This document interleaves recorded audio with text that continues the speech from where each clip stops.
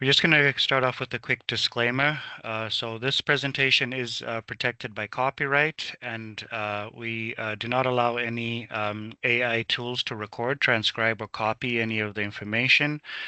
And that could result in being removed from the session, just to protect, our content. And, we're not sure exactly where some of that information goes. So if you are using one, if you could please shut it down, and we will get rolling in a moment.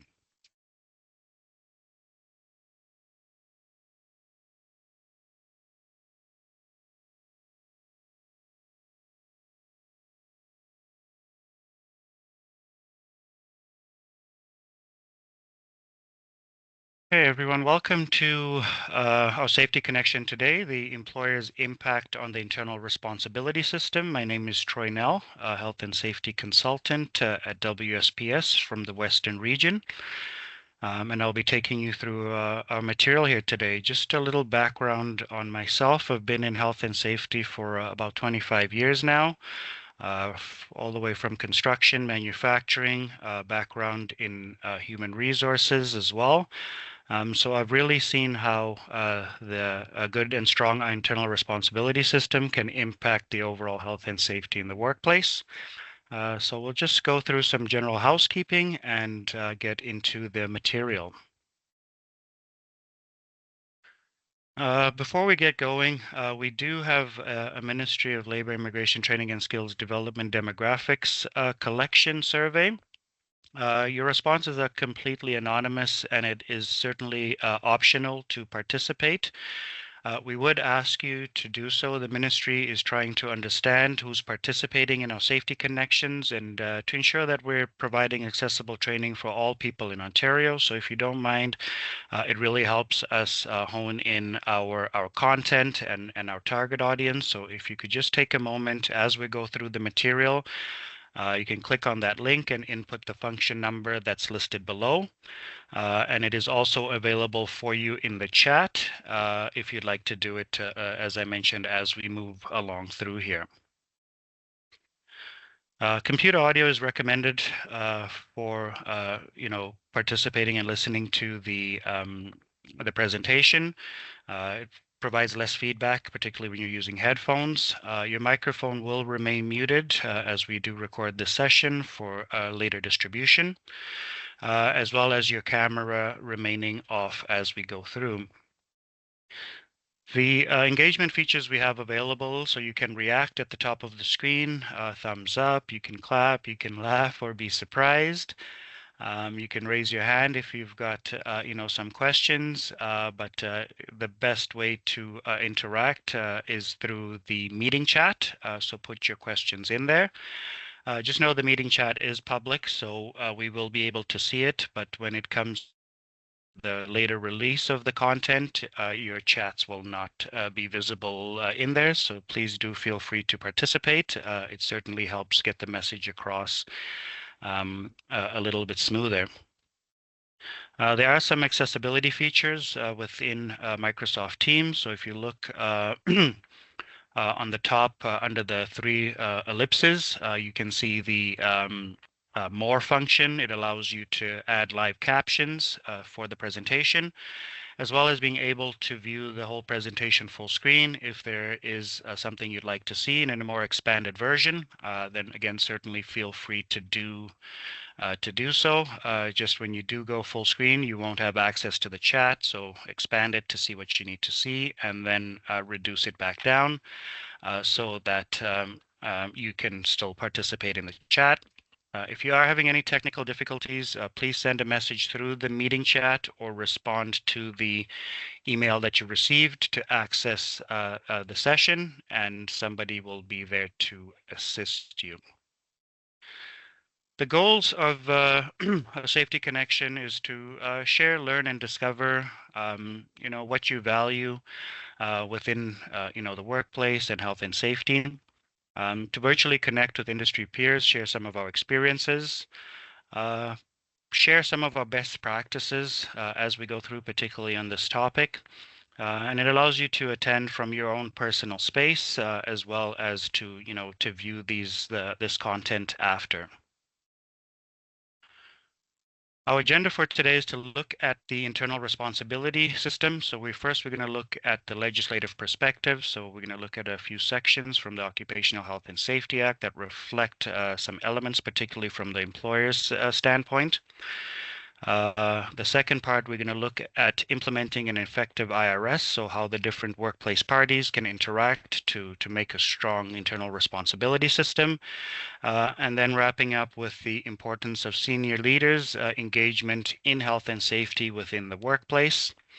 A little bit of a background of how this, this topic, came about. As I mentioned, I've been in health and safety for many years, and I've seen things work in a really good way, and I've seen things work in a really not so good way.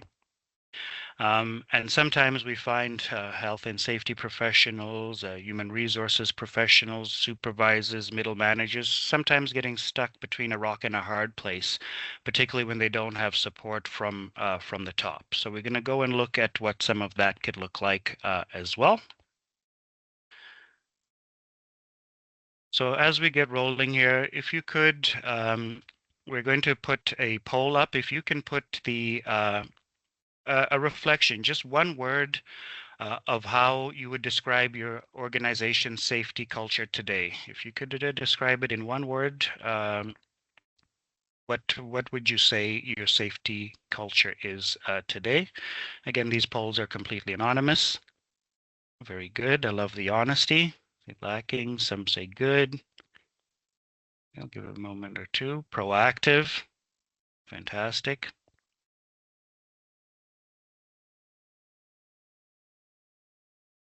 So these are great responses. Good, sufficient, absolutely, right? And sometimes that's the way we see our health and safety. Haley says improving, fantastic. And those are things that we hear quite frequently, right? Sometimes people will say we're reactive, we're cautious, it's sufficient. We just kind of, getting by, doing what we need to do, strong, collaborative. But when we talk about safety and how people really feel about safety, we like to hear the words like trust, empowerment, ownership of health and safety and the programs that are in there. And that's not just from the worker and the supervisor side, that's from everyone in the organization. And that is the premise and the basis for the internal responsibility system. So I do thank you for those responses and as well as your candid answers, because when we start talking about some of the concepts and where we are, it's a good start to understand where we're trying to get to. So when we look at the internal responsibility system, it is the foundation of health and safety law in Ontario. In fact, in all of Canada, all of our health and safety legislation is written based on this concept. Now, you won't find the words internal responsibility system in the Occupational Health and Safety Act, but you will find it written out as the way the duties and responsibilities are laid out in the Act. It sets out the duties, which allows employers, workers, supervisors, managers to share responsibility for health and safety. So when we look at it, the employer ultimately has the most responsibility. They provide a safe working environment. They could conduct risk assessments, establish a health and safety program and policies, and educate the rest of the supervisors and workers on those policies. The supervisors then will communicate, monitor, and enforce those programs and policies. And the workers will comply with the policies and procedures, participate, and then bring concerns to the attention of the company. Okay? Now, if you look on the graphic, the arrows there are intentional. It is meant to be a two-way form of communication, right? So rather than solely just delegating it, safety to a safety office or a particular department, having everybody fully engaged in there. Okay, so the way it works is, once the processes are established by the employer and the supervisors are enforcing them, communicating, listening to concerns from the workers. If the workers raise a concern that is outside of the authority of the supervisors or the direct managers, then they should escalate it to their direct report so that it can get to the people who can make the decision. The internal responsibility system fails when that communication is not happening in both directions.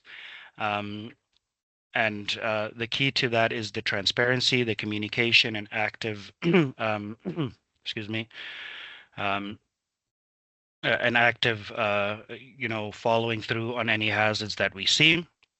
When we do see the Joint Health and Safety Committee just on the outside of that internal responsibility system, they almost act as the quality control for the health and safety program. They monitor the system, they ensure communication and support that communication between the workplace parties, and they can make those recommendations, that go right up to the leadership to solicit a response based on our health and safety.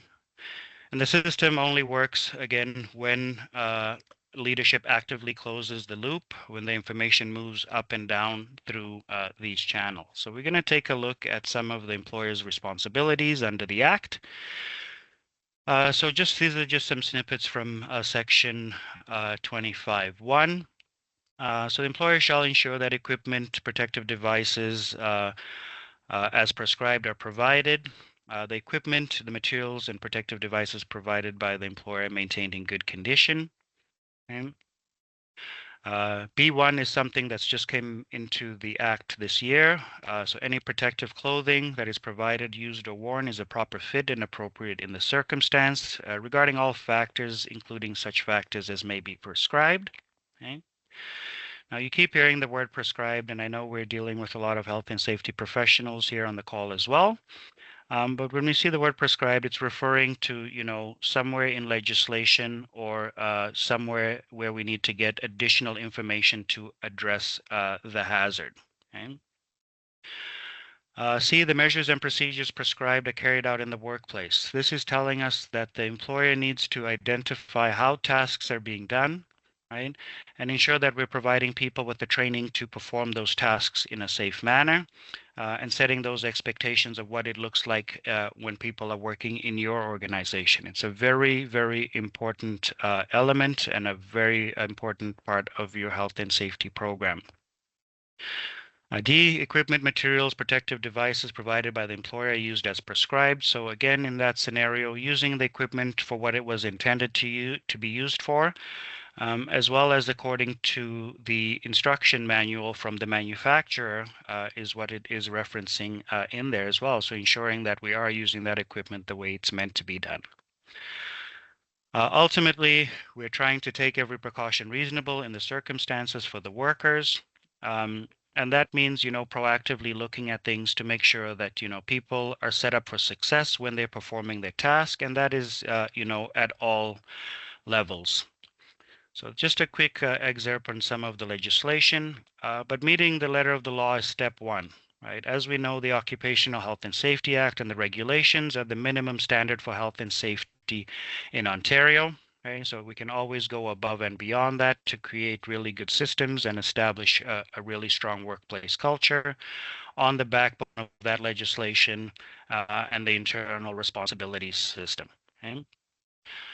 We always ask, do we see these as legal boxes that we need to be checked, right? Or are they opportunities to demonstrate care and accountability within the workplace? Okay?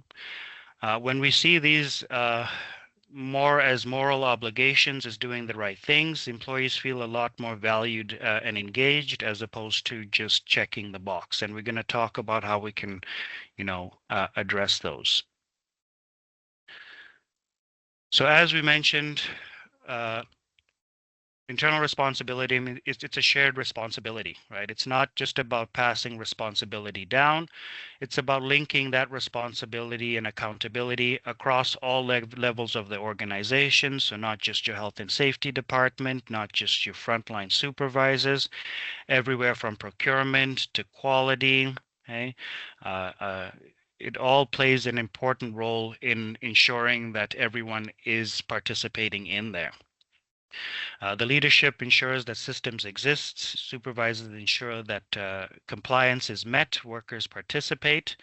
When we maintain that loop, safety improves naturally. right? We all need to depend on each other within the workplace to ensure that the workplace is safe. Okay? Now I know the images are a little bit cartoony, but if you think about it like a almost like a vehicle, right? You've got the engine, you've got the transmission, and then you've got the drivetrain that gets the vehicle moving. Okay? If one of those parts becomes separated, you're not going to get any effective traction, and you're not going to be moving anywhere. You'll be basically standing still. And to really improve health and safety, we need to ensure that we are continuously improving. Okay? Health and safety is all about trying to do better. So we got another question here. This one you can just submit your answer into the chat and just give me a brief on how each workplace party can contribute to an effective internal responsibility system.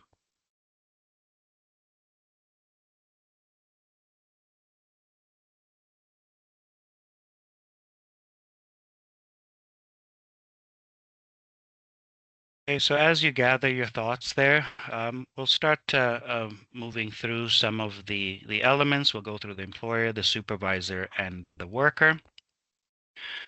So when we're looking at implementing an effective internal responsibility system, we're trying to establish a health and safety culture, right? MISI, fantastic. Employer providing adequate PPE, enforcing the use and folks wearing it, follow policy, ensuring it's followed. And the employer needs to create the policy, absolutely. And while soliciting feedback from the folks that will be wearing it, that will be using it, as we've seen in that previous slide, how the law changed to ensure that items are fitting accordingly. We want to try and cultivate a workplace that prioritizes safety. Right? When workplaces are safe, everything becomes more efficient, productivity, quality. And we want people to be actively engaged in identifying and addressing hazards, participating in there so that they can, provide that feedback and making it a core value of the organizations. I know many organizations will say safety first and safety is our number one priority.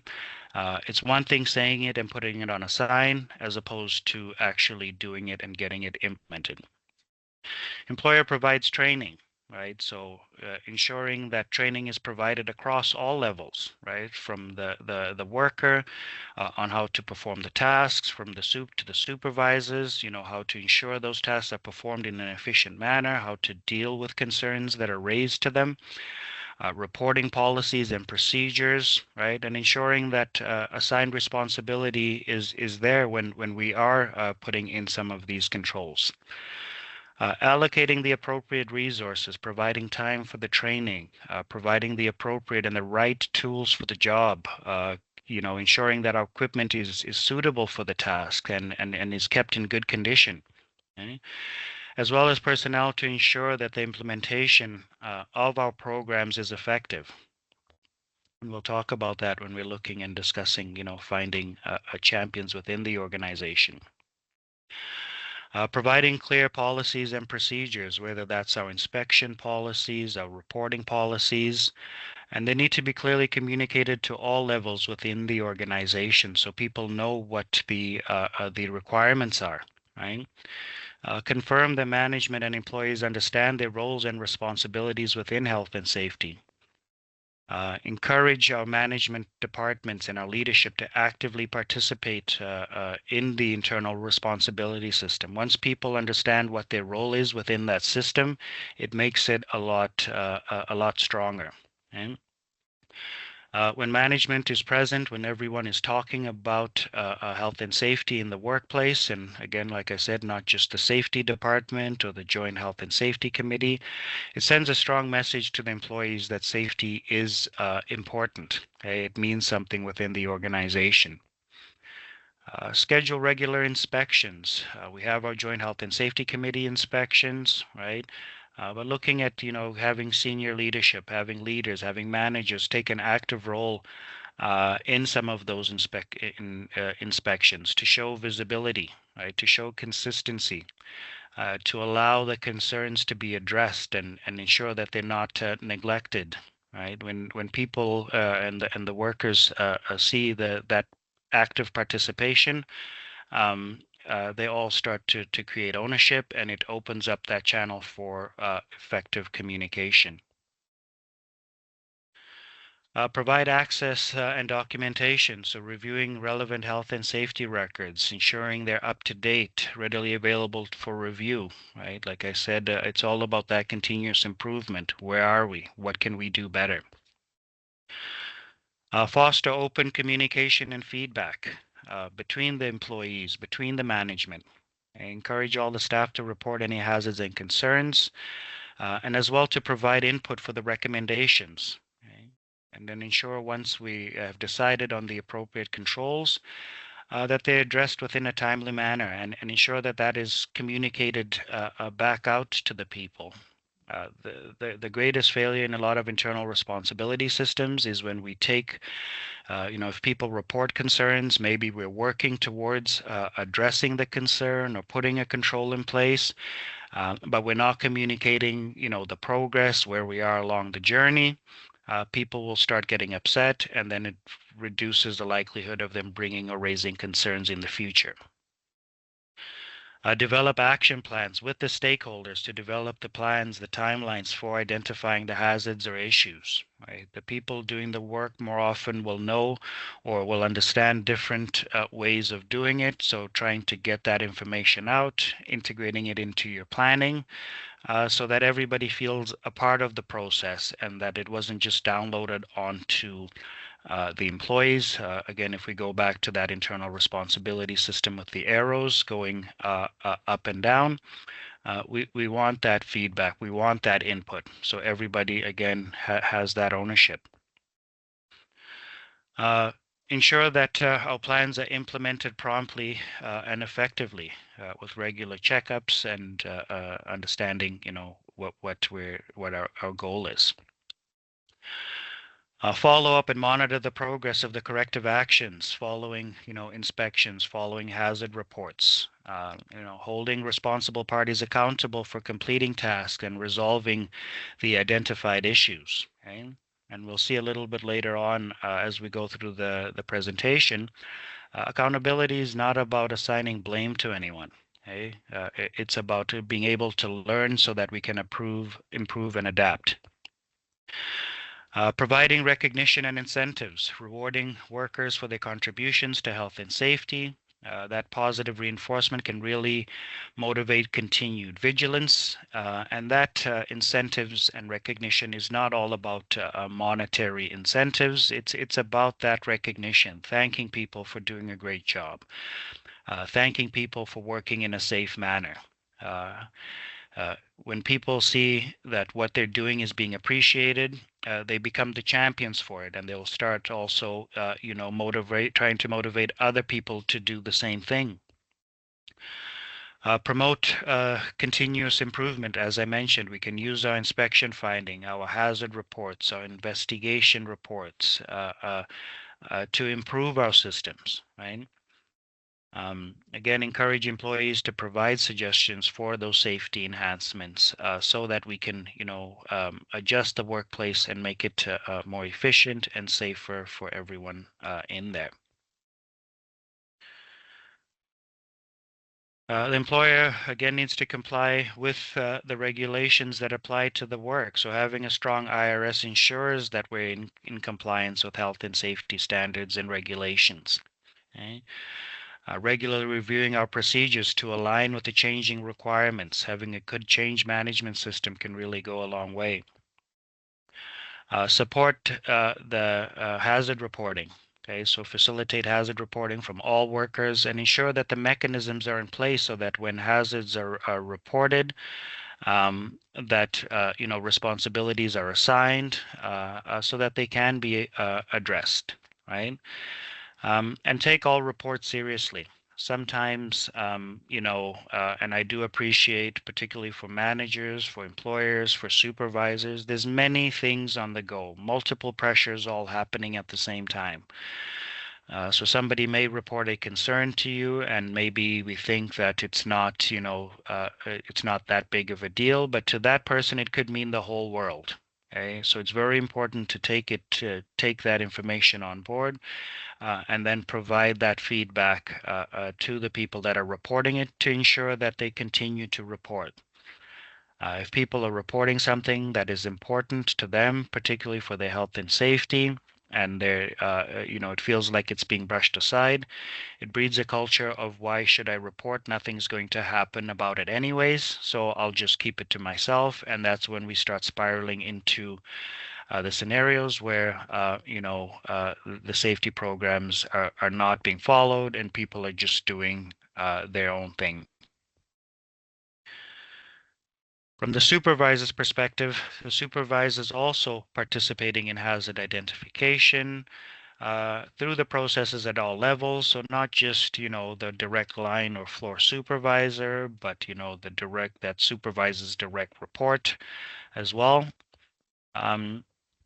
Setting a tone for safety conscious culture in the workplace, encouraging the open communication about safety incidents and near misses. Okay?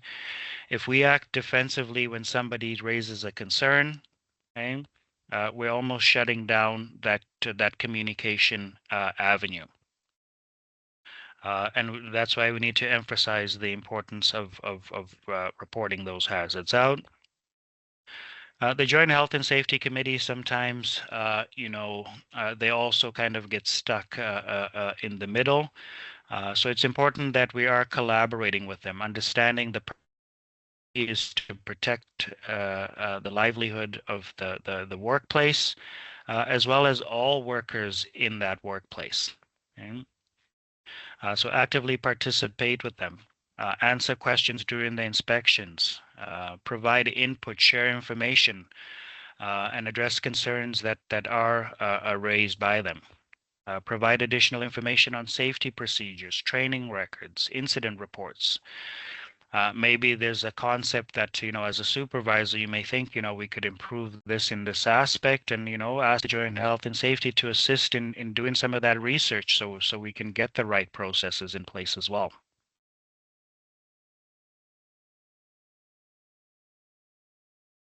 Scheduling and coordination. So allowing the committee to do their inspections during convenient times. Okay, when everything is coordinated, your inspectors are not in a rush. They actually have the time to go ahead and perform that task diligently without disrupting the work processes. So the more we can plan, schedule, coordinate, that way, the appropriate time for preparation and those inspections can be conducted accordingly.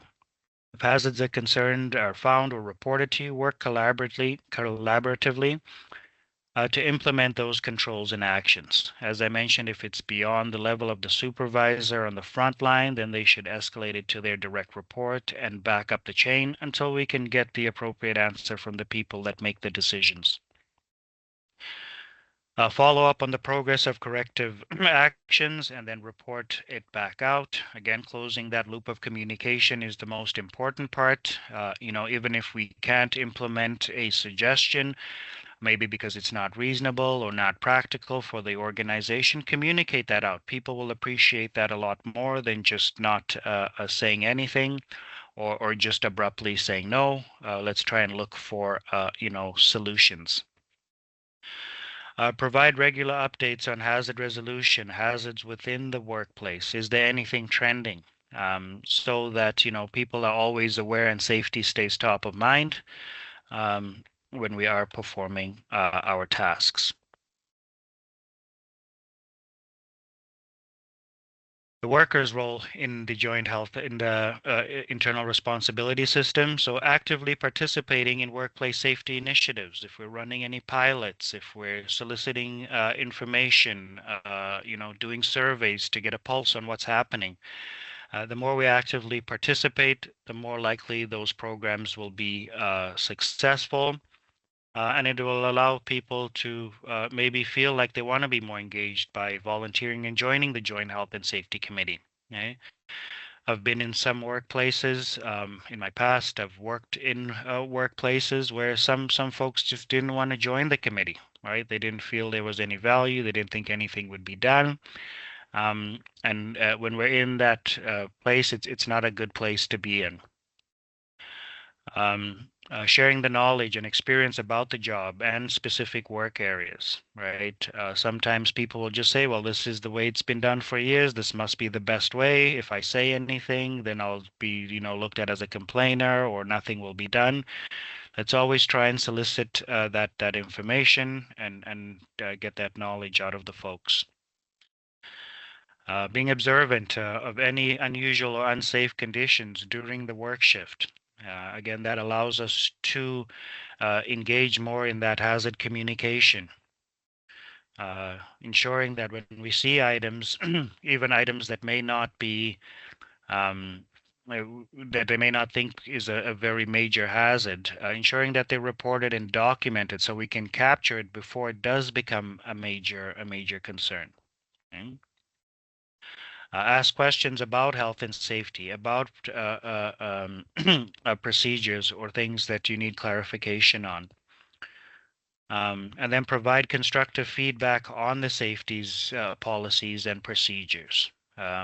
Again, the more we're all engaged in the development, implementation, monitoring of these programs, we get a really strong safety culture again that relies on that ownership and accountability. Always share concerns and make recommendations for improvement. Working collaboratively with the committee, with the supervisors, again, to support each other in identifying hazards. Just because I see something doesn't mean the next person is going to see it. So again, if we see something, say something. When we see items happening or if we see hazards in the workplace, the more we communicate those out, the better served we'll be. Follow procedures that adhere to the safety protocols. Okay? If the procedure is not correct or it seems outdated and everyone is doing it a different way away from what the procedure says, that is something that we can report to the supervisor, escalate it up the chain so we have the right procedures in place that people are following. Okay? As I mentioned, the Occupational Health and Safety Act is the minimum standard for health and safety. Any of our internal procedures and policies need to meet those minimum requirements. And when they supersede those minimum requirements, we need to ensure that we are living by our internal policies and procedures because those are now our new minimum requirement. Again, reporting hazards promptly, even if they're minor, and promoting and practicing continuous learning on best practices for performing the task, industry-specific hazards and standards that apply to the work. Okay? Sharing that knowledge, and the more we know about the process, the more we know about the hazards and the best practices, the more effective we're going to be in all aspects of the work. So now we're going to get into some key components of an effective internal responsibility system. Okay, so clear objectives and goals, defining the specific objectives and goals for the programs, for what that internal responsibility system looks like, ensuring those policies and procedures are in writing, maintained, kept up to date. Okay? And those procedures should include the frequency, the scope, responsibilities for the folks involved, okay? Training and education. What training do people need? Like I said before, the employees on the front line, how to do the task, the supervisors on, some of their legal obligations, as well as, how to deal with people when concerns are raised. Having inspection checklists and tools, scheduled inspections, documentation and reporting, robust hazard identification, and when we're looking at our hazards, ensuring we're conducting risk assessments to understand where is the concern coming from. What controls do we have in place? What could be improved? When we have a really strong methodologies for assessing risk at different levels, because it does happen in many facets of the business. It's not something new. So particularly, I worked in the automotive field, and the quality department they could root cause analysis and risk assess a process, you know, pages and pages worth of documentation, research. But when it comes to safety, sometimes we don't get it doesn't get the respect that it deserves as well. Putting in corrective actions based on those risk assessments, following up on inspections. Sure, are we addressing the concerns? Are we following up to understand how did that hazard get there in the first place? We do that by, again, soliciting that feedback and communicating it. Ensuring that our employees are involved, practicing continuous improvement, making sure that we have good document retention and record keeping. So if we need to go back to understand, you know, what change happened in the workplace that is leading to these increased incidents, we can go back historically and understand. Ensuring that we're getting management support and commitment. As we get to the end of the session, we're going to talk about some things we can do to solicit that commitment. Okay? Integrating all our business practices with the safety culture. Okay? And then reviewing and evaluating the program. Sometimes people will say, yeah, you know, we're doing what we can. This is the way we've always done it. But we need to evaluate the effectiveness to understand, can we do better? Maybe we're missing an opportunity where we can improve some of the processes. So we have another chat question here, and I'll give a little bit longer for you to type and gather your thoughts. But what attitudes and behaviors can contribute to an effective internal responsibility system? What are some behaviors or attitudes that can help contribute to an effective internal responsibility system? Or again, you can even flip it on the other side and say what attitudes and behaviors can contribute to, you know, IRS system that is ineffective.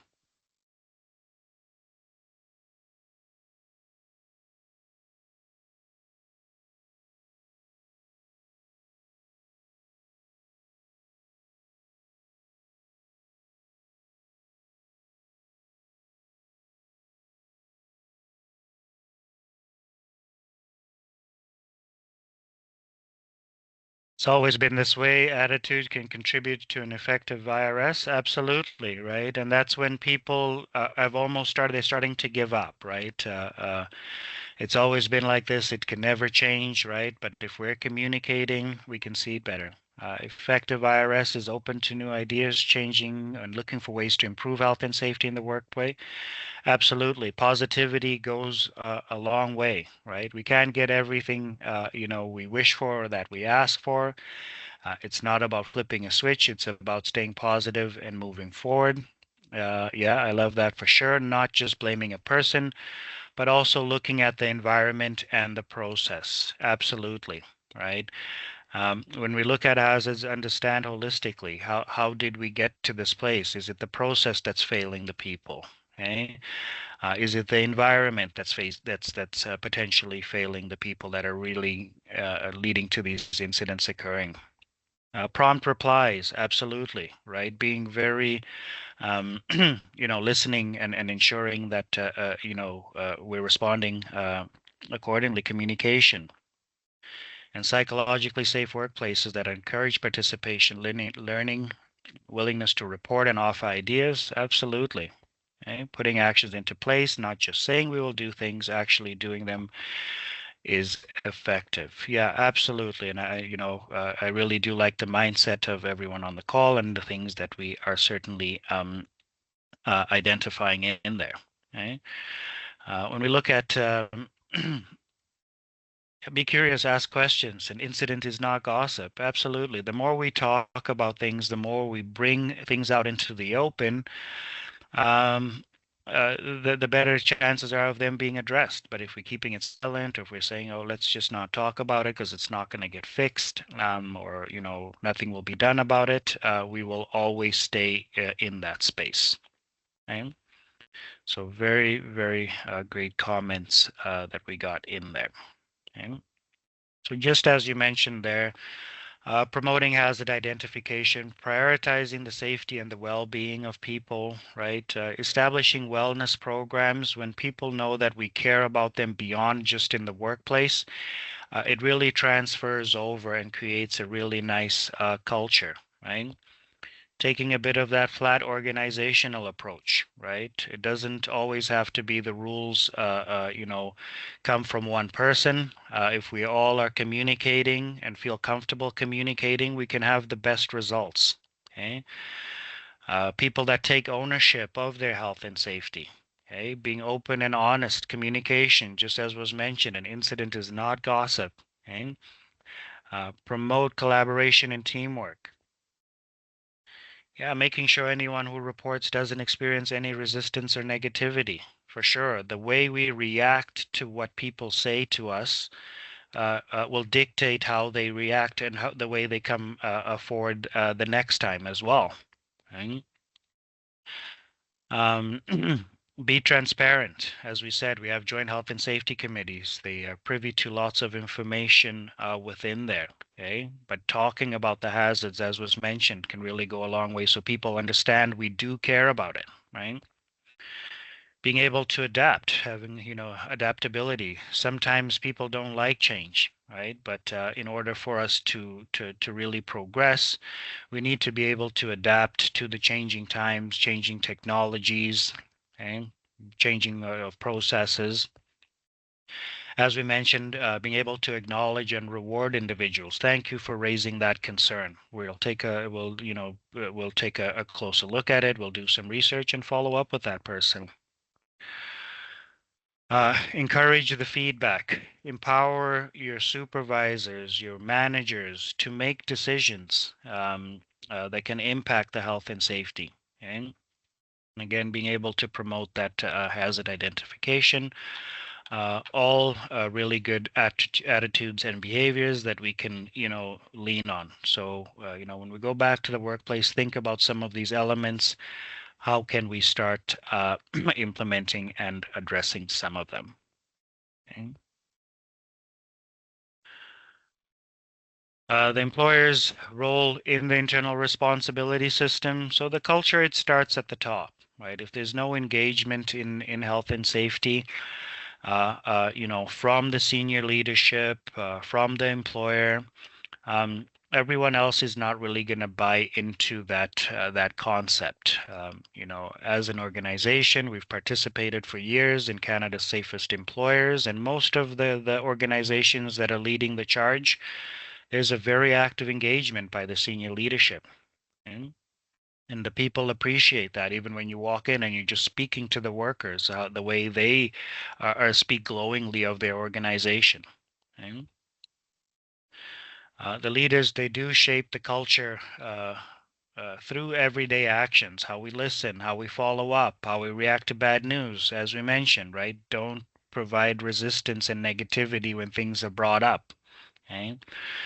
Even that's between senior leadership and middle management.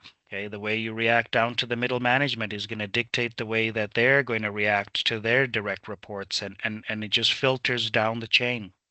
Okay? When we look at some of the key elements in building a strong internal responsibility system, particularly from the employer side, is building an environment of trust, open communication, accountability. Okay? Those are the cultural pillars of a really strong IRS. Okay? When the leaders are visible, consistent, people truly do believe that safety matters. Okay? We're going to take a look at some of those elements. When we look at trust as the foundation, it creates psychological safety, and it was mentioned earlier on in there, right? When it's a psychologically safe workplace, people are encouraged to participate, right? They believe when they speak up, they believe people are listening, things will be done about it, okay?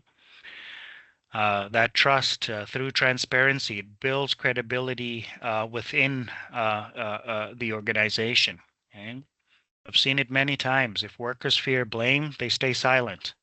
If I report that this got damaged, if I report this happened, I'm going to get reprimanded. Okay, let's take it as a learning opportunity. Maybe holding the processes, holding ourselves, the people, the equipment, the process, the environment, looking at some of those items, holding ourselves accountable. Were these people set up for success, right? If people feel comfortable saying, yeah, this happened, there was a mistake or there wasn't enough space for a lift truck to turn and they keep hitting, a racking system as an example, um, they may not be reporting it, leading to other hazards existing because of that fear of blame, right? We need to always look at hazards and how they occur holistically and take into consideration all of the elements that may apply in there. When we look at safety and when people are not talking, that silence is the enemy of safety. Okay. Back to that, if we see something, let's say something. Okay? If people don't feel empowered to speak up, then everything kind of maintains in that spiral. Okay? That communication and transparency that we're talking about. Okay? It's not just about posters and good stuff written on documents. It's about that genuine dialogue, engagement, okay? Sharing investigation outcomes, acknowledging those near misses, those incidents. Okay, it shows that we value the honesty over the perfection. Okay, so when we're looking at good communication, we need to listen, respond, right, act on it, provide and solicit feedback. When we solicit that feedback, we listen, we respond, we act, and we continue in that cycle, and it really does improve the communication and the culture in the workplace. It empowers people to speak up and make some of those choices. The next element is accountability. Okay, accountability drives learning. It's not about assigning a blame to anything. Okay. Um, Follow up, close the loop, and model the responsibility yourself. Okay. The supervisors, management, those are the bridge between the vision and the reality. If they're not supported, if they're not equipped to do the task, let's see what we can do to provide that support, to give them the tools they need to do the work, to become a good supervisor, to become a good manager. Okay? When we look at middle leaders, middle managers, they often carry the cultural message, and they can interpret your intent. If they feel rushed and supported, the culture eventually is going to fail, right? Regular check-ins, recognition for those supervisors who demonstrate the importance of the IRS principles. Okay? Like we said, equip, support, don't just delegate, right? Because we're just putting additional pressure on there. So providing, that support and stability. Okay? When we talk about accountability, it's about owning the outcome, improving the processes. When we hold ourselves accountable, it sets the standard for everyone. Okay? So again, not assigning blame. What are all the factors that led to this hazard occurring, that led to this incident happening? Okay? And then we address it all holistically from, a good standpoint. So a simple example is, we find a piece of equipment that's damaged, and somebody's working on it. We can ask the question. We can, of course, fix the piece of equipment, but start asking the question, why is this worker working on this piece of equipment when it's damaged? Right? Maybe they're not aware of, some of the rules and procedures. Why is the supervisor allowing it to be damaged? Is it a maintenance concern that maybe that piece of equipment is constantly becoming damaged? Maybe we need to review and make adjustments to the process, right? It's not just always about the people.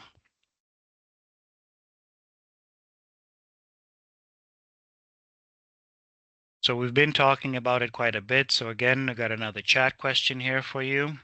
So how can an effective IRS improve your workplace culture? Feel free to share some of your, depending on how your IRS or how you view your IRS in your workplace, how has it affected your culture? Have you seen different cultures with regards to the effectiveness of the IRS?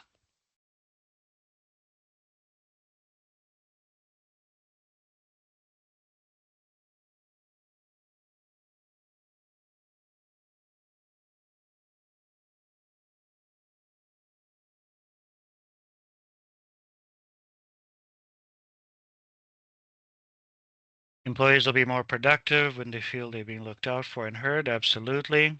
It helps people to speak freely about safety for sure. And when we see, and when we get to the end, there's a bunch of resources. We've done studies. You can see it in the workplaces. Productivity improves, quality improves when people are feeling safe about their work. They take pride in their work. They're happy to come into work. They're not, afraid. It holds leadership accountable to support to that health and safety implementation. Yeah, absolutely. Okay. So like I said a little bit before, from everyone, right? If we, set up our standards to say we'll only buy, this, level of PPE, this is what our equipment requirements are when we're buying a lift truck, as an example, right? At all of the different levels in the planning phases, how are we planning and including health and safety into that process, is very important. Okay. So very good. Thank you for that. So when we start looking at accountability, each person is committed to be wanting to be safe, correcting behaviors, eliminating shortcuts. Absolutely, right?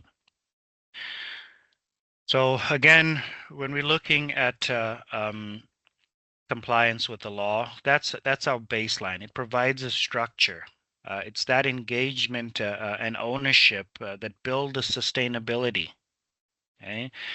It allows us to get to where we want to get to. So if we don't want to be just living within that compliance range, we want to be moving through engagement to people having ownership so we can get that culture. Okay. Take an opportunity to think about where are you in this continuum? Okay, are we just at the beginning, just trying to be compliant, or are we starting to elevate our organization's health and safety in there? Okay. Ways that we can do that and promote engagement and ownership is, integrating safety into our daily meetings and our metrics, right? When we're looking at a lot of items, and I mentioned I worked in human resources. So a lot of our supervisors, when I started in some organizations, they were mostly judged on productivity. The production superintendents, they were all, the metrics were all surrounding, productivity. How much are we making? How many parts are we making? How efficient is the production? And nothing to do with safety.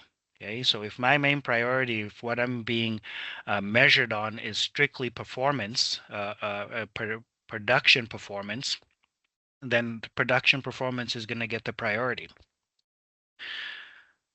Recognize safe behaviors, not just reportable outcomes, right? When people are doing the right thing, taking that step and that extra step, I see something on the floor, I'm going to stop and pick it up, even though it's not my job, but somebody could slip on it later, right? Thank the person for doing that. Include safety updates in business performance dashboards and metrics. Again, when we're having those meetings, if we start seeing safety more visible within those meetings, everyone will start getting an understanding that safety truly is a priority. Okay? But if we're focusing mostly on, the quality, the production, then, safety falls further behind the pecking order. Now, I'm not oblivious to think that, production and quality are not the main elements of a successful business. But in the kind of world we're living in now, sometimes it's difficult to get folks. Employee retention, keeping our experienced employees working for us is almost as important to be able to meet those production and quality items, right? When people are safe and not exhausted at the end of the day, okay, they're going to put in a much better work ethic into what they're doing. Okay? Culture grows through repetition. The more we integrate the safety into our routines, the more normal it becomes. Okay. And it is absolutely not about flipping a switch, right? It takes time for us to work our way towards that culture, and staying consistent and positive, as was mentioned earlier before, is where we want to be. Okay.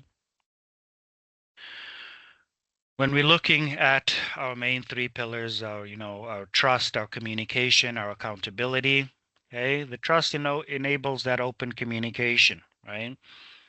The communication reinforces the accountability. And the accountability deepens the trust, right? That's how we start being able to look at sustaining a nice model of culture. Okay. And we can have these things and they can be eroded very easily, right? So maintaining that consistency with it is very important. When we look at mature safety cultures, mature safety systems, they don't necessarily just rely on enforcement. It runs on pride and accountability. People are happy that they're working safe. Okay? They're proud of it. Okay?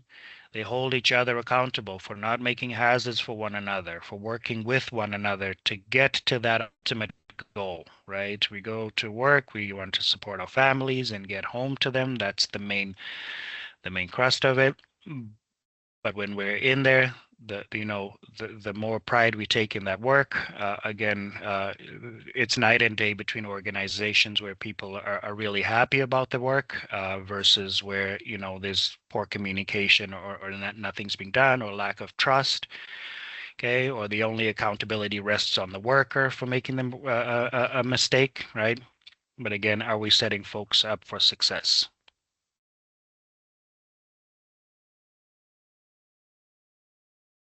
In order to sustain the culture of safety, you may have seen the cycle before, right? The plan, do, check, act. That's generally how we implement health and safety programs. We plan what we're going to do.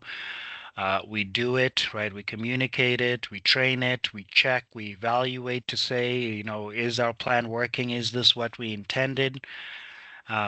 If there's any gaps in what we were planning to get done, we act on it, we make the appropriate adjustments, we adapt, okay? We learn from it. So planning the next time, the process is becoming a lot more streamlined, okay? Just like we said before, that repetition makes it become almost like second nature. So again, appropriate planning for any of the changes, and ensuring that we're learning the lessons as we go through, taking it step by step. Okay. When we look at continuous improvement, it's not just about behavior as it is about systems themselves. Okay.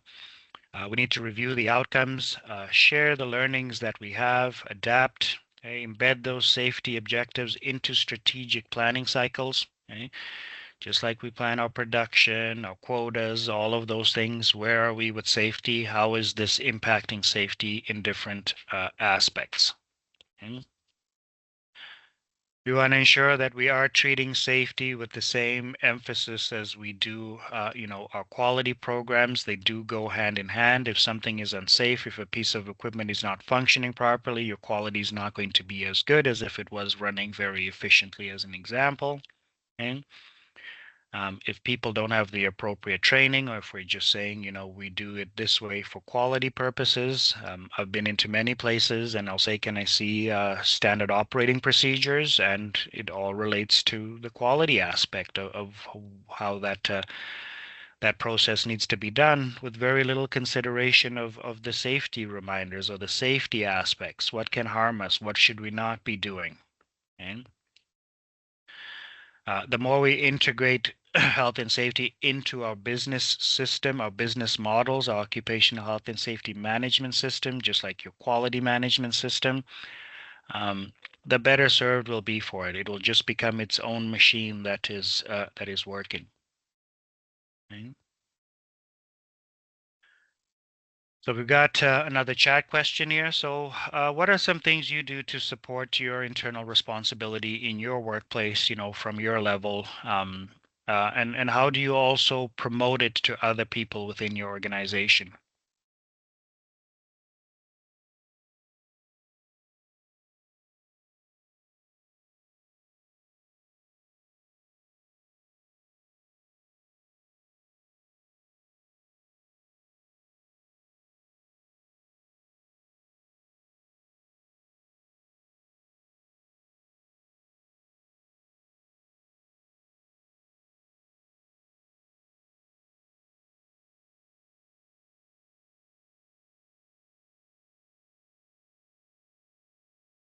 Ensure policy is reviewed annually, up to date, support the committee. Yeah, absolutely, right? Making sure we're looking at our items, assisting with investigations, for sure, right? Showing that we care. Let's get to the actual root cause, right? Fantastic. Um, so again, a lot of the things we've discussed in here, conduct audits, programs, policies for effectiveness. Yeah, always putting a pulse. Where are we? Are we doing well? Is there somewhere we can improve? Is there some area that we're not doing well, right? Always looking to understand how are we doing in that space, just like we do with every other business system within the organization. Okay? So let's take a look at how to get some of that buy-in. Good there and about. Part of those things include leading by example, participation, transparency, and communication. Fantastic. So how do we get buy-in from senior management? I've got a lot of colleagues that work in the health and safety field, not just at WSPS, but from my previous lives. And, we'd sometimes just sit and have conversations and say, it would be nice if, right? We almost treat it as like a therapy session, right? And then it got to the point where we said, let's go and start trying to initiate some of these things and try to get that communication out there to the folks that have the authority and the power to make a decision. Okay? So again, sometimes we have to demonstrate the business case for safety, right? Looking at the long term, putting some numbers behind it. As much as we like to people to do things, out of the goodness of their hearts, sometimes we need to show, how it's going to impact the workplace. So highlighting the potential benefits, such as improved productivity, reduced incident rates, lower insurance costs, enhance organizational reputation. Okay, we know what can happen to an organization if they end up in the news for multiple injuries or fatalities. Okay. Align with organizational goals, okay, to understand what are the strategic goals and objectives. Emphasize how safety compliance can contribute to the long-term success. Highlight the legal and regulatory obligations. Right? Emphasize the potential legal and financial risks of non-compliance. Sometimes people just don't understand. Okay? Um, Try to quantify the impact. That's why that record retention, that data is important, using the statistics to understand how it's impacting the organization, okay, including the cost, the downtime, potential legal liabilities. Okay? Engage in dialogue, engage senior management in constructive dialogue about the importance of health and safety. Okay, and then address their concerns, listen to their questions, listen to their input, provide feedback and guidance. Okay? Try to identify some benchmarks or benchmarking data to demonstrate how an effective internal responsibility has benefited similar organizations, and have prepared some of those in the resources for you as well.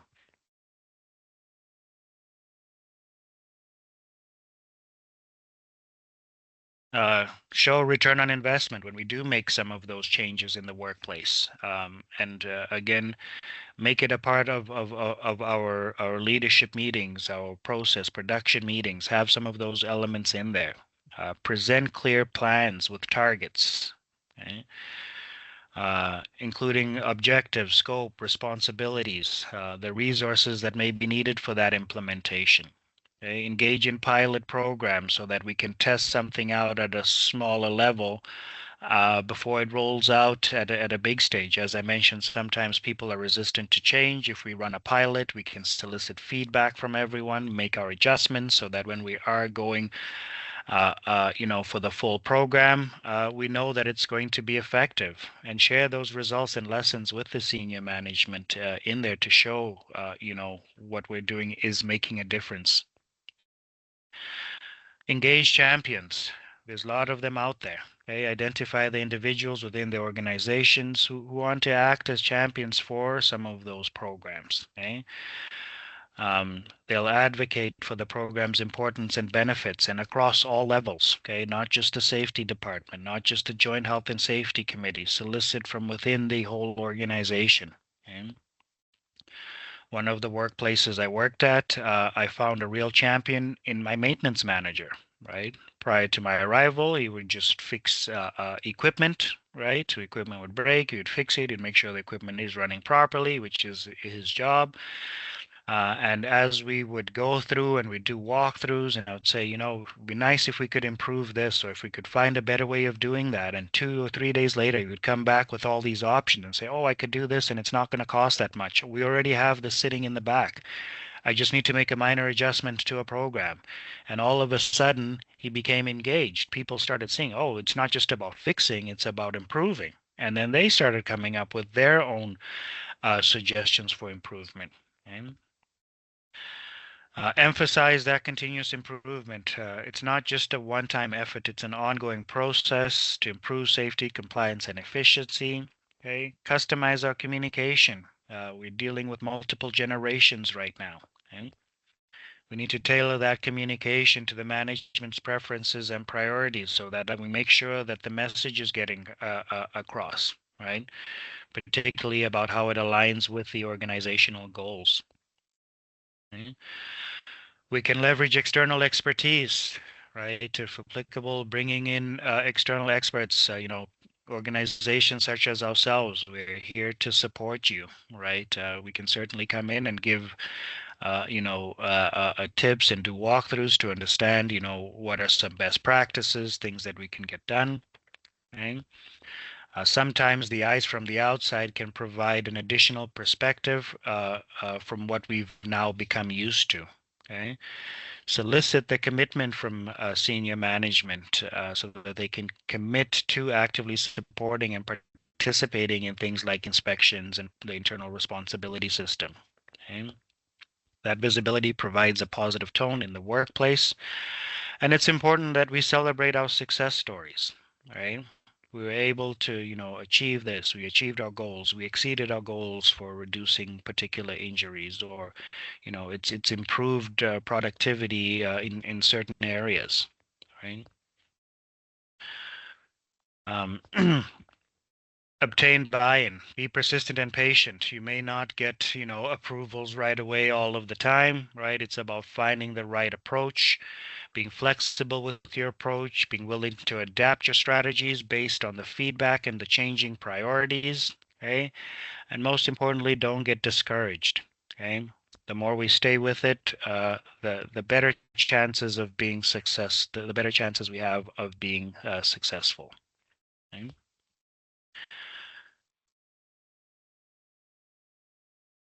So this is something that I just want to solicit some feedback. We have been working, a couple of my colleagues and I, and even as an organization, looking to just see if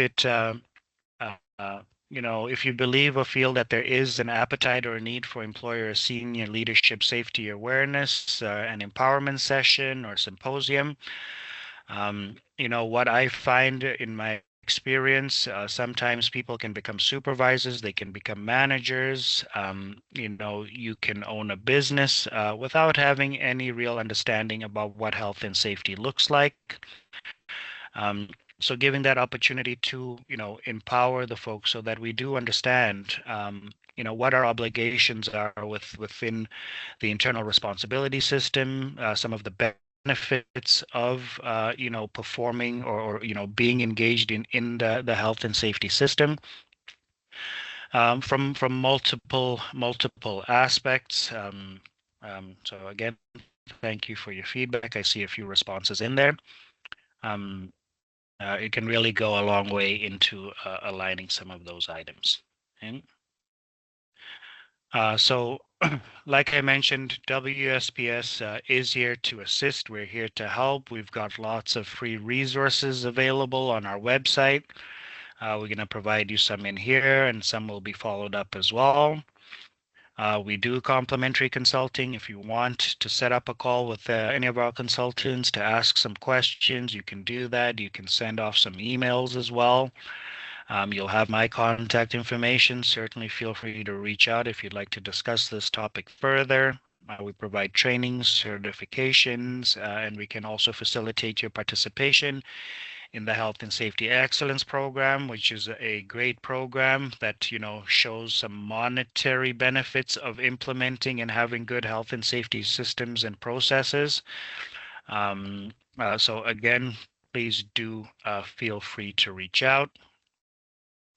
Here we've got a list of some of our resources. The top one, these are clickable links, but we will follow up with these links and resources as well, just in case your firewalls may block them coming up.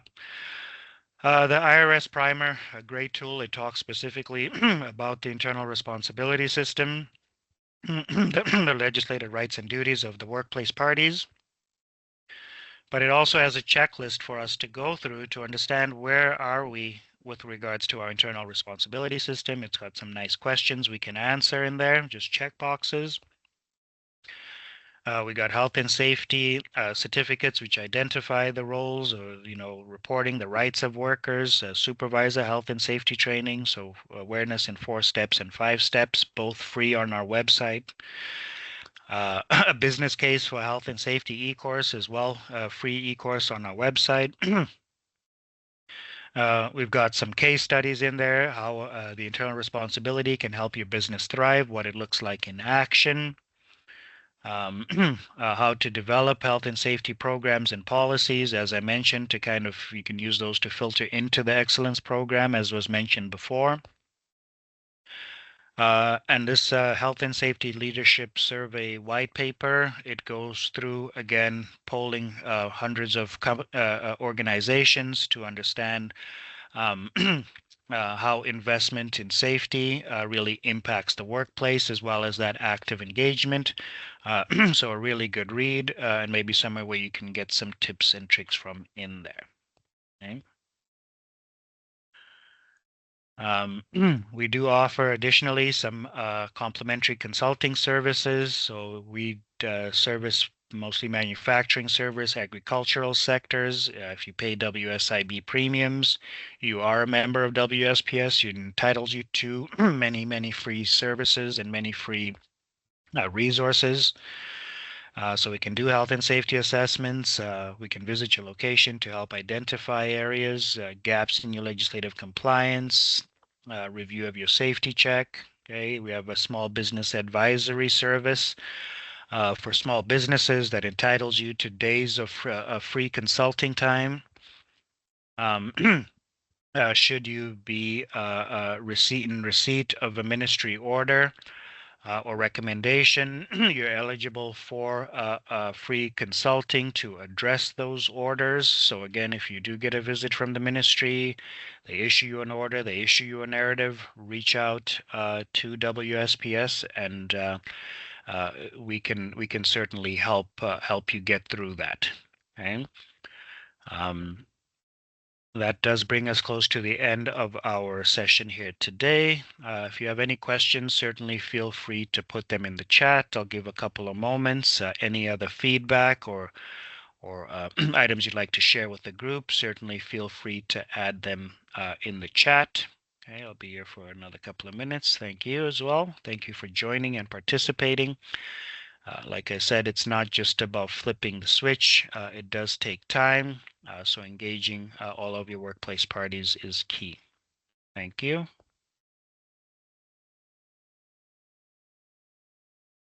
Okay, so if we don't have any questions, I'll give another minute or so, and we will end our session. Thank you. I'd appreciate that. Please feel free to invite some of your senior leaderships, maybe to watch the presentation when it comes out in a few weeks.